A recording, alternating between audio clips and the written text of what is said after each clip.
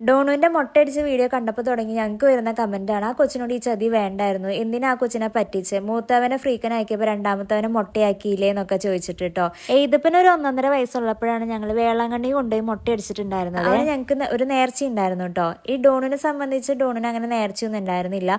പോരാത്തതിന് ഏതപ്പന്റെ അന്നത്തെ മൊട്ടയടി കണ്ടതോടുകൂടി ഞങ്ങളുടെ കിളി പോയിരിക്കുകയായിരുന്നു. കാരണം കൊച്ചു ഭയങ്കര കരച്ചിലായിരുന്നു, തലയൊക്കെ കുറെ പൊട്ടുകയും ചെയ്തു. അതിനുശേഷം ഞങ്ങൾക്ക് മൊട്ടയടിക്കുക എന്ന് പറയുന്നത് തന്നെ വലിയ പേടിയുള്ള കാര്യമായിരുന്നു കേട്ടോ.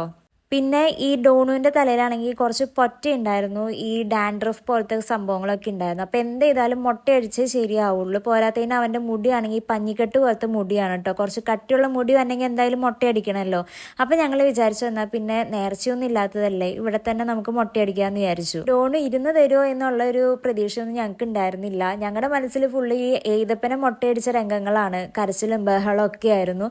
അപ്പോൾ ഇവൻ ഇരുന്ന് തരും എന്നുള്ള പ്രതീക്ഷയിലും പ്രതീക്ഷയില്ലായ്മയിലും ആണ് ഞങ്ങൾ അങ്ങോട്ട് പോയിട്ടുണ്ടായിരുന്നത്. ഏട്ടൻ നല്ല കുട്ടിയായിട്ട് ഇരിക്കുന്ന കണ്ടു കഴിഞ്ഞപ്പോൾ അനിയനൊരു ഇച്ചിരി ആശ്വാസം തോന്നിയിട്ടായിരിക്കണം ഒരു കുഞ്ഞു കാറും അവിടെ നിന്ന് കിട്ടിയിട്ടുണ്ടായിരുന്നു. ആ കാറും പിടിച്ച് ചെക്കന് ഇരിപ്പായിട്ടോ. ഏറ്റവും വലിയൊരു കാര്യം എന്ന് പറഞ്ഞു കഴിഞ്ഞാൽ ഇത് ചെയ്തുകൊണ്ടിരിക്കുന്ന സ്റ്റാഫ് ഉണ്ടല്ലോ, വളരെ സൂക്ഷിച്ചും സമാധാനത്തോടു കൂടിയാണ് അവന്റെ തലയിൽ ബ്ലേഡ് വെച്ചിട്ടുണ്ടായിരുന്നത്. അതുകൊണ്ട് തന്നെ ഒരു തരി പോറല് പോലും അവന്റെ തലയ്ക്ക് പറ്റിയിട്ടുണ്ടായിരുന്നില്ല. അത് കണ്ടോണ്ടിരുന്ന ഞങ്ങൾക്കും വളരെ സമാധാനമായിരുന്നു കേട്ടോ. നമ്മള് നോർമൽ ഹെയർ കട്ടിന് തന്നെ ഇവരെ കൊണ്ടുപോയി കഴിഞ്ഞിട്ടുണ്ടെങ്കിൽ കുറച്ചൊക്കെ മുടി മേത്ത് വീഴുമ്പോഴത്തേക്കും ഭയങ്കര കരച്ചിലും ബഹളമൊക്കെ സ്റ്റാർട്ട് ചെയ്യാറുണ്ടായിരുന്നു. ഈ ഡോണു ആയാലും ഏതപ്പനായാലും. ഏതപ്പം പിന്നെ കവറൊക്കെ ഇട്ടിട്ടുണ്ടായിരുന്നു, ഡോണ് കവർ എന്ന് പറഞ്ഞ സാധനം ഇട്ടിട്ടുണ്ടായിരുന്നില്ല.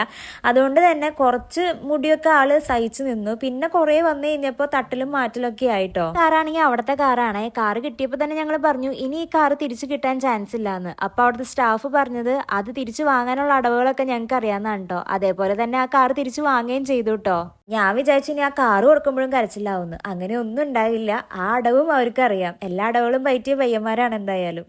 ചാച്ചൻ കരാമയിലുള്ളപ്പോൾ സ്ഥിരം വരുന്ന സലൂണാണ് കേട്ടോ ഇത്. അതുകൊണ്ട് തന്നെ നമുക്ക് ഫ്രീ ആൻഡ് ഫ്രണ്ട്ലി ആയിട്ട് അവിടെ നിന്ന് എല്ലാം ചെയ്യാനായിട്ട് പറ്റിയിട്ടുണ്ടായിരുന്നേ.